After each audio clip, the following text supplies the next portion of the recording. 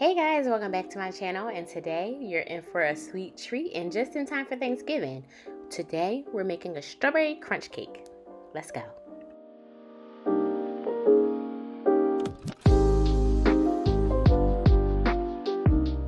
Okay, so let's get into these ingredients. Feel free to pause and write down what you need, but we're using box cake, but we're not following the box cake instructions. To an extent, we're keeping the measurements kind of the same. So instead of oil, we're going to use a stick and a half of butter. We're going to get 2/3 cup of butter. We're going to use milk instead of water, and we're going to use 4 eggs instead of 3.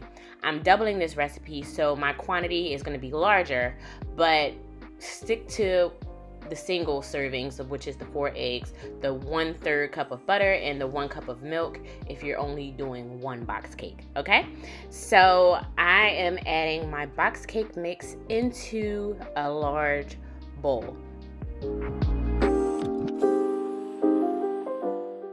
Also, I recorded this video at like 4 a.m. in the morning, so don't y'all come from my moo-moo, okay? I was trying to be comfortable while I made this video for y'all. Once my cake mix is all in the bowl, I'm gonna go in with 8 eggs, the 2/3 cup of butter, and the 2 cups of whole milk. So once my ingredients are in the bowl, I'm gonna whisk it. You can use a hand mixer or stand mixer if you have it, but you wanna mix it until your batter is nice and smooth, okay? No lumps. And then you're gonna let it sit for 5 minutes. When you let it sit for 5 minutes, the batter gets fluffy. You see the consistency change? And it's gonna make for a nice fluffy cake. All right, so now we're gonna go ahead with some Pam baking spray.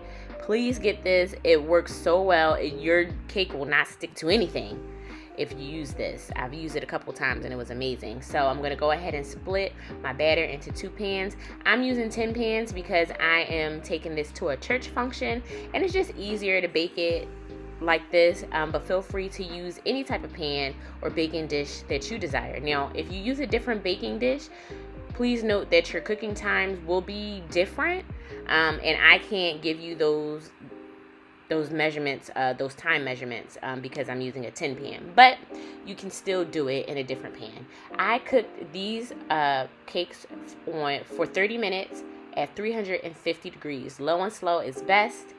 So just take your time with it. Then we're gonna go in with our cream cheese vanilla bean frosting. So I'm using 2 blocks of cream cheese. I'm going in with 2 cups of powdered sugar. And right now I'm starting off with about 2 tablespoons of whole milk. You want to blend it up until it gets into like a looser consistency. And then we're going to go in with another 1.5 cups of powdered sugar and another, I would say 1/4 of a cup of whole milk. Now, I didn't show how much milk I added, but trust me when I say use the 1/4 of a cup of whole milk to make this icing the consistency that you needed to smear beautifully on your cakes. All right, now I'm gonna follow it up with a tablespoon of vanilla bean paste, but feel free to use vanilla bean extract. I like vanilla bean paste because it leaves like the little vanilla bean specks all throughout the icing, and I just think that's really cute. But feel free, like I said, to use the extract. You'll still get the same flavor. You just won't have the vanilla bean flakes throughout your icing.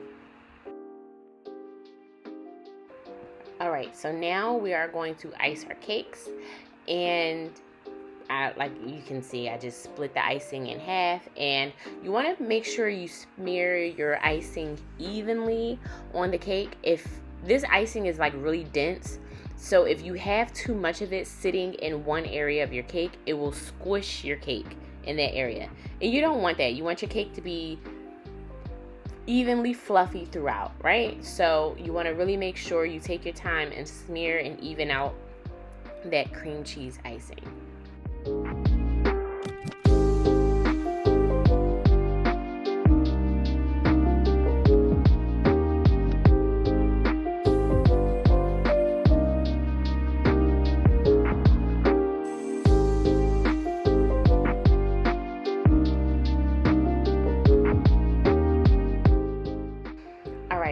icing is done and our cake is evenly coated, we're going to go in with our golden Oreos, our strawberry jello, and a half a cup of butter. So you want to use a pack and a half of these golden Oreos, and you want to crunch them up really well. Now, you don't want them to be like a fine dust, because you still want some texture and some crunch to your cake. That's why it's called a strawberry crunch cake, right? So you want to crush them up until you get nice, big, even, chunky crisps of cookies. Then I'm going to go in with a pack and a half of jello, strawberry jello, and then a half a cup of melted butter. And that's what's really going to give you your vibrant red color, that jello. And you mix them up, and you just sprinkle it on top of your cake. Make sure there is no icing showing.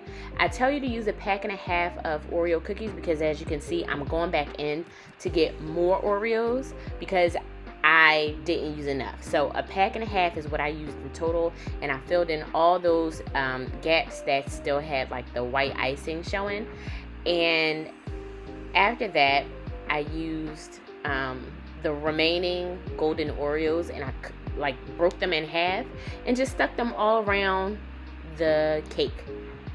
And I thought it looked cute. That's why I did it. You don't have to do it if you don't want. You can add real strawberries on top if you like, just to make it fancy. But yeah, this was the strawberry crunch cake. It was delicious. There were people scraping their plates. It was people scraping the tin of the cake tin, okay? This cake is so delicious. It reminds me of those strawberry eclair ice cream bars. So good. If you like this recipe, please like the video. Comment down below if there's something that you want me to try to make for you guys. And, make sure you subscribe if you haven't already. And I'll see you guys next week with a new video. Bye.